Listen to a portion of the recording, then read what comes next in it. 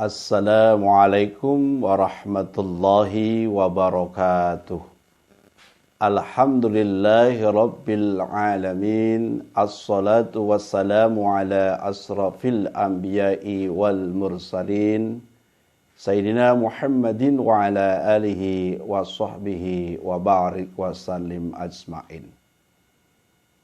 Jamaah yang dirahmati Allah subhanahu wa ta'ala, marilah kita untuk senantiasa menghaturkan rasa syukur kepada Allah subhanahu wa ta'ala yang telah melimpah curahkan berbagai kenikmatan kepada kita, khususnya nikmat sehat wal afiyah, sehingga alhamdulillah pada kesempatan ini kita bisa berjumpa kembali walaupun melalui daring, yang tentu saja mudah-mudahan bisa bermanfaat untuk kita semua. Salawat dan salam semoga senantiasa tercurah limpahkan kepada uswatun hasanah kita Rasulullah Muhammad sallallahu alaihi wasallam. Mudah-mudahan kita termasuk umatnya yang mendapatkan syafaatnya di yaumul qiyamah. Amin ya Allah ya rabbal alamin. Dan marilah kita untuk senantiasa meningkatkan kualitas iman dan takwa kita kepada Allah dengan istiqomah menjalankan segala perintah-perintahnya dan menjauhi segala larangannya dalam rangka menggapai kemuliaan, kebahagiaan, dan kesuksesan hidup di dunia dan di akhirat. Jamaah yang dirahmati Allah subhanahu wa ta'ala, pada kesempatan ini kami akan menyampaikan tema tentang menjalin komunikasi dengan Allah subhanahu wa ta'ala.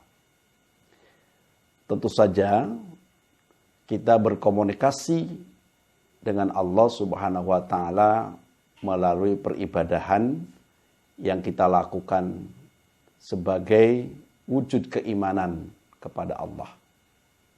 Dan peribadahan kita kepada Allah subhanahu wa ta'ala kita ikrarkan dengan kalimah Qul inna salati wa nusuki wa mahyaya wa mamati lillahi rabbil alamin. Dalam Quran surah Al-An'am ayat yang ke-162. Katakanlah sesungguhnya salatku, ibadahku, mati dan hidupku hanya untuk Allah, seru sekalian alam.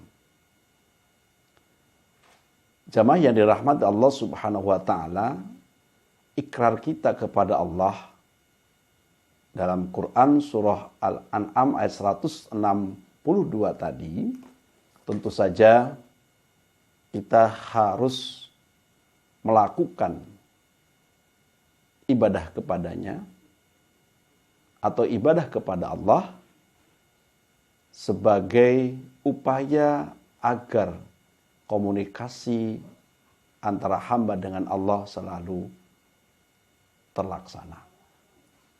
Yang pertama, komunikasi dengan Allah subhanahu wa ta'ala bisa melalui sholat 5 waktu.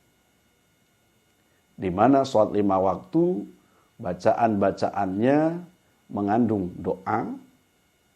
Sholat 5 waktu yang dilakukan oleh seorang hamba Allah subhanahu wa ta'ala, tentu saja hubungan antara hamba dengan Allah. Yang kedua, komunikasi kita dengan Allah subhanahu wa ta'ala adalah dengan zikrullah. Yang mana zikir kepada Allah subhanahu wa ta'ala akan dirasakan oleh kita ketentraman di dalam hati. Ala bizikrillahi tatma'inul qulub. Orang yang berkomunikasi dengan Allah mulai zikir maka akan merasa tentram, tenang di dalam hatinya. Sedangkan yang ketiga, mari kita berkomunikasi dengan Allah Subhanahu wa taala dengan membaca kalamullah, yaitu membaca Al-Qur'anul Karim. Tentu saja Al-Qur'an yang merupakan hudal linnas, hudal lil muttaqin, petunjuk bagi manusia, petunjuk bagi orang-orang yang bertakwa, harus selalu kita baca. Agar komunikasi seorang hamba Allah melalui Al-Quran dengan Allah Subhanahu wa ta'ala selalu terjalin. Jamaah yang dirahmati Allah Subhanahu wa ta'ala, marilah sekali lagi kita untuk senantiasa menjalin komunikasi dengan Allah Subhanahu wa ta'ala melalui sholat 5 waktu, dengan berzikir, dengan membaca Al-Quran. Dan ketika kita membutuhkan Allah, maka Allah akan membantu kita. Karena apa? Kita sudah ada komunikasi yang baik dengan Allah Subhanahu wa ta'ala. Wa qur rabbik warham wa anta khairur rahimin. Assalamualaikum warahmatullahi wabarakatuh.